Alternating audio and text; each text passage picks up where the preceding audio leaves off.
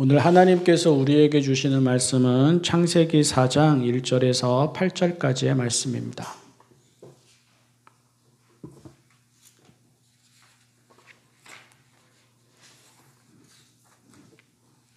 창세기 4장 1절에서 8절까지의 말씀입니다. 아담이 자기 아내 하와와 동침하니 아내가 임신하여 가인을 낳았다. 하와가 말하였다. 주님의 도우심으로 내가 남자아이를 얻었다. 하와는 또 가인의 아우 아벨을 낳았다. 아벨은 양을 치는 목자가 되고 가인은 밭을 가는 농부가 되었다. 세월이 지난 뒤에 가인은 땅에서 거둔 곡식을 주님께 제물로 바치고 아벨은 양떼 가운데서 맛배의 기름기를 바쳤다. 주님께서 아벨과 그가 바친 제물은 반기셨으나 가인과 그가 바친 제물은 반기지 않으셨다. 그래서 가인은 몹시 화가 나서 얼굴빛이 달라졌다. 주님께서 가인에게 말씀하셨다. 어찌하여 내가 화를 내느냐? 얼굴빛이 달라지는 까닭이 무엇이냐? 내가 올바른 일을 하였다면 어찌하여 얼굴빛이 달라지느냐? 내가 올바르지 못한 일을 하였으니 죄가 너의 문에 도사리고 앉아서 너를 지배하려고 한다. 너는 그 죄를 잘 다스려야 한다. 가인이 아우 아벨에게 말하였다. 우리 들로 나가자. 그들이 들에 있을 때에 가인이 그의 아우 아벨을 쳐 죽였다. 사람이 되게 그런 것 같은데요. 우리라고 다르지 않을 것 같고요. 자기 안에 악이 있다라는 것을 보려고 하지 않습니다. 사람이 자기 안에 악이 있다라는 것을 알려고 하지 않습니다. 아이러니입니다. 부동산과 돈, 더 좋은 집, 더 큰 집, 더 많은 돈, 더 풍족한 삶, 더 화려한 삶 등에 대한 욕망은 본성이라고들 말을 합니다. 사회나 정책이 그것을 제한하거나 억누르려고 하면 세대와 연령과 성향에 관계없이 분노하고 반대합니다. 공산주의가 그래서 망했다 그렇게 말들을 하고 자본주의가 그래서 이긴 것이다 그래서 옳은 것이다 말들을 합니다. 인정머리 참 없는 현실을 살아가는데 인정머리 없는 이 현실도 그래서 어쩔 수 없는 것이다 그렇게 말들을 하고 곳곳에 차별이 정말 많이 생겨나고 있는데 이렇게 생겨나는 차별도 어쩔 수 없다 그렇게 말들을 합니다. 사람은 거의 모두가 자기 안에 욕망이 있다는 것을 압니다. 그것을 부끄러워하거나 변명하지 않고 당연하게 여기면서 경쟁, 성공, 풍요, 살아남음 등을 기본 질서, 기본 가치 등으로 여깁니다. 그런데 이렇게 자기 안에 있는 욕망은 당연하게 여기면서 자기 안에 있는 악은 알려고도 하지 않고 보려고도 하지 않습니다. 욕망이라는 본성에서 사람이 거기서 거기라면 악이라는 본성에서도 사람은 거기서 거기일 텐데 그것을 인정하려고도 그것을 직시하려고도 하지 않습니다. 물론 더 나쁜 사람이 있습니다. 더 악한 사람이 있습니다. 죽어 마땅하게 여겨지는 사람이 있습니다. 사회에서 아예 격리시켜야 한다고 여겨지는 사람이 있습니다.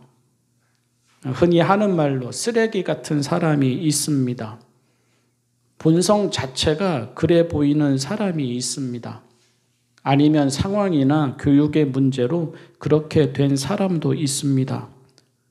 어떻게 저렇게 악할 수 있을까 하는 사람이 항상 있어 왔습니다.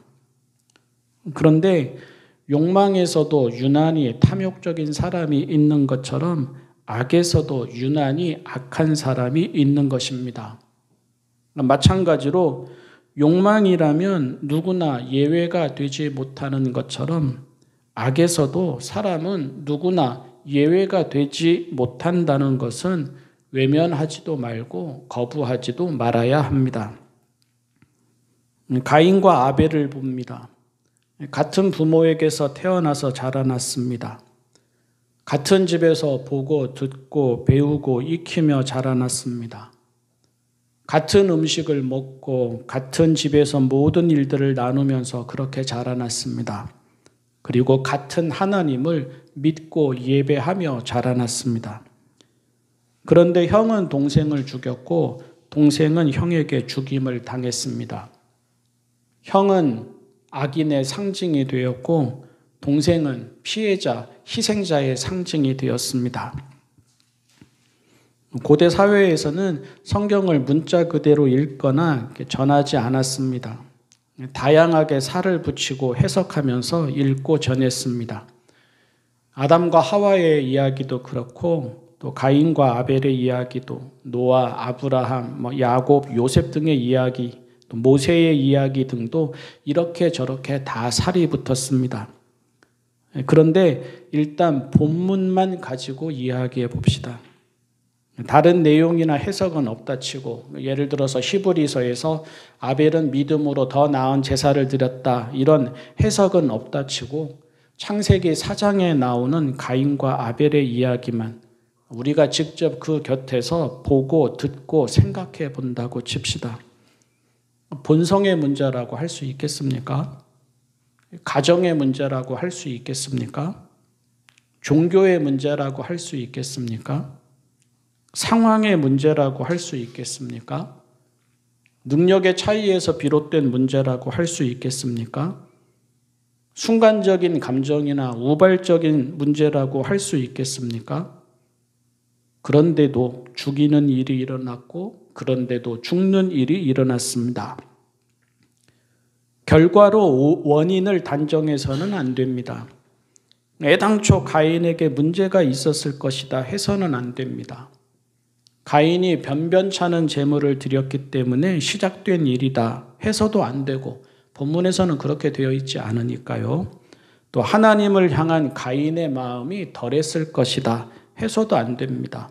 이것도 역시 본문에는 그렇게 되어 있지 않으니까요. 그런 고정관념에 빠지게 되면 우리는 욥을 한번 생각해 봐야 합니다. 그런 고정관념과 편견과 비판에 일방적으로 당한 사람이 욥이었습니다. 다른 사람도 아닌 욥의 절친들이 욥을 그렇게 비난하고 정죄했습니다. 하지만 그럴 수도 있지만 욥의 경우처럼 그리고 가인과 아벨의 경우에도 그냥 그런 일이 일어난 것입니다. 그냥 그런 일이 일어날 수도 있는 것입니다. 그때도 그랬고 지금도 그럴 것이고 언제나 그런 것입니다. 하나님이 하시는 일을 우리가 다 알지 못합니다. 하나님이 하시는 일을 우리가 다 알 수 없습니다. 우리의 생각과 예측 안에 있는 하나님은 하나님이 아니십니다. 우리의 손 안에 갇힌 하나님은 우상이고 썩어 없어지는 것이지 우리를 초월하여 계시는 하나님이 아니십니다. 우리의 생각과 예측은 지식이고 계산인 것이지 믿음이 아니고 하나님이 하시는 일은 아주 많은 경우 우리의 생각과 예측을 넘어섭니다.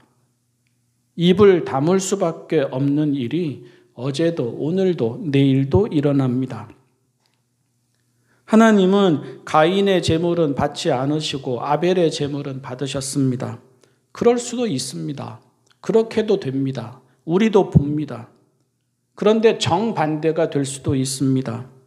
하나님이 아벨의 제물은 받지 않으시고 가인의 제물은 받으실 수도 있습니다. 그 다음 해에는 그랬을 수도 있습니다. 하나님은 우리의 기도를 들으심으로 응답하시기도 하시지만 우리의 기도를 들어주지 않으심으로 응답하시기도 하십니다. 가인에게도 그런 일이 일어난 것이고 아벨에게도 그런 일이 일어난 것입니다. 중요한 것은 그럴 때입니다. 그럴 때 우리의 마음은 어디에 있고 또 우리의 눈은 어디에 있는가 하는 것입니다.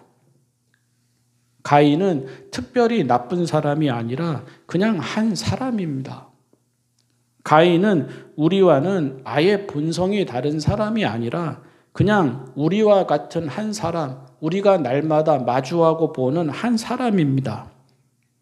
모두가 가인과 같은 상황에 처할 수 있고, 모두가 가인과 같은 마음을 가질 수 있고, 모두가 가인과 같은 일을 저지를 수 있습니다. 우리도 가인과 같은 상황에 처할 수 있고, 우리도 가인과 같은 마음을 가질 수 있고, 우리도 가인과 같이 행동할 수 있습니다. 솔직해집시다. 우리도 가인처럼 몹시 화가 나서 얼굴빛이 달라질 수 있습니다. 우리도 가인처럼 죄에 사로잡혀서 잘못된 판단과 행동을 할 수 있습니다. 우리도 가인처럼 죄 때문에, 저 사람 때문에, 저 누구 때문에 인생이 이 모양이 된 것 같아서 죽이고 싶을 정도로 밉고 싫어질 수도 있습니다. 심지어 하나님을 예배하면서도 그럴 수 있습니다. 심지어 가장 가까운 가족, 가장 사랑하는 사람, 가장 오랫동안 곁에 있어 온 사람에게도 그런 마음이 들 수 있습니다. 이미 그러고 있는지도 모릅니다. 생각으로는 수도 없이 많이, 툭 내뱉는 말에도 수도 없이 많이, 눈빛과 몸짓에도 수도 없이 많이 그러고 있을 수 있습니다. 그러면서도 가인이 하나님께 삐딱하게 말하듯 그게 왜 내 책임입니까? 그걸 왜 저에게 물으십니까? 이러고 있을 수 있습니다. 하나님과의 관계는 하나님 앞에서 풀어야 합니다. 내 안에서 일어나는 일은 내가 하나님 앞에 나아가, 내가 하나님 앞에 서서, 내가 하나님 앞에서 나를 고지곧대로 보면서 풀어야 합니다. 여기에 다른 사람이 끼어들어서는 안 됩니다. 내 생각이나 내 경험이 기준이 되어서도 안 됩니다. 하나님이 내 예배와 기도를 받으신다면 겸손할 일이고 감사할 일입니다. 하나님이 내 인생을 보시고 좋아하시고 내 인생에 합당한 은혜와 복을 주시면 겸손할 일이고 감사할 일입니다. 으스댈 일 아니고 자랑할 일 아닙니다. 하나님이 내 예배와 기도에 침묵하신다면 이것 또한 겸손할 일이고 돌아볼 일입니다. 시기할 일 아니고 분노할 일 아닙니다. 하나님이 아벨의 제물을 받으셨으니 아벨은 겸손해야 하고 또한 감사해야 합니다. 형과 비교하면서 으스대서도 안 되고 형을 판단하거나 정죄해서도 안 됩니다. 눈먼 자들의 도시를 쓴 호세 사라마구의 소설 가인이라는 책이 있습니다. 그 책에서는 아벨이 형 앞에서 자기가 뭔가 된 듯 행동을 합니다.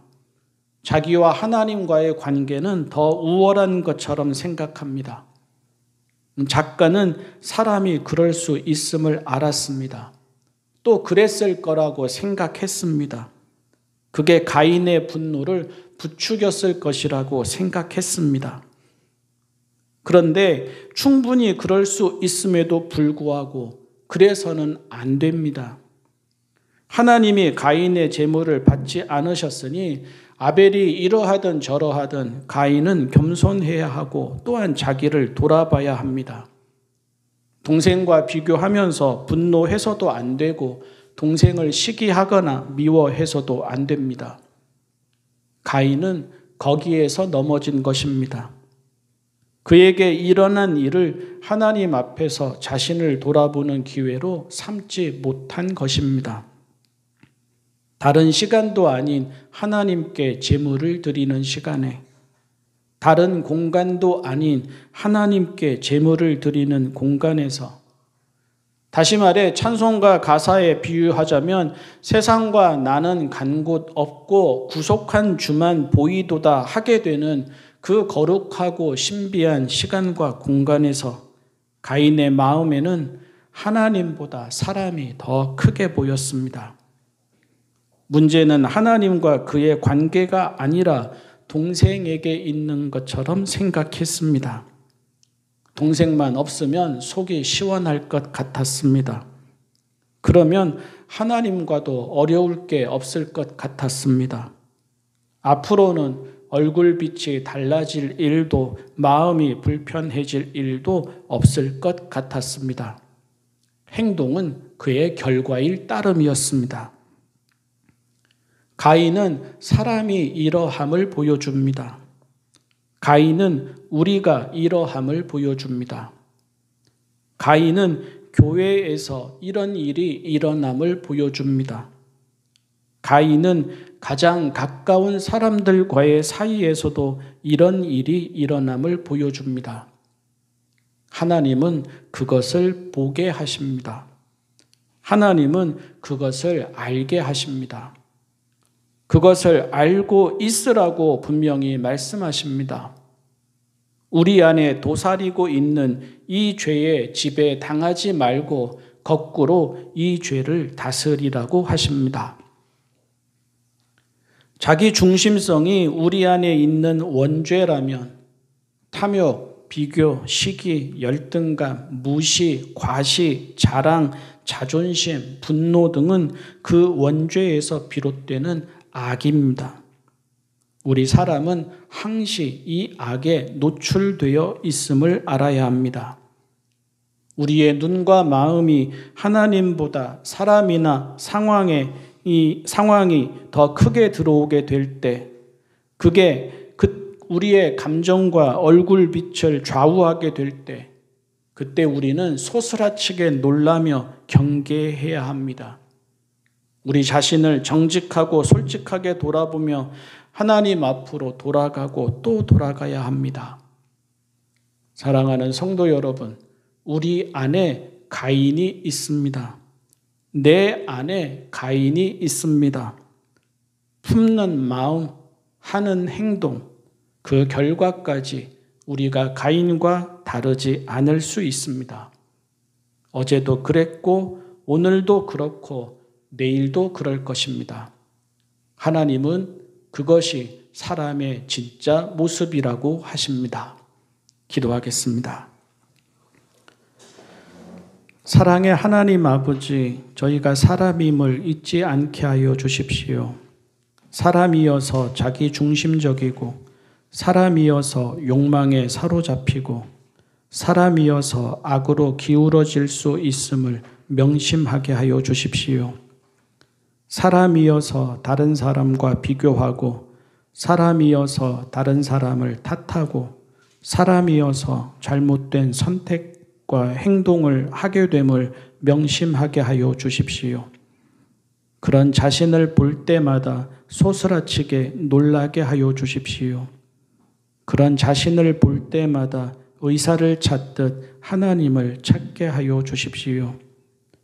밖이 아니라 하나님을 보게 하시고, 밖이 아니라 저희의 마음을 보게 하여 주십시오. 예수님의 이름으로 기도합니다. 아멘.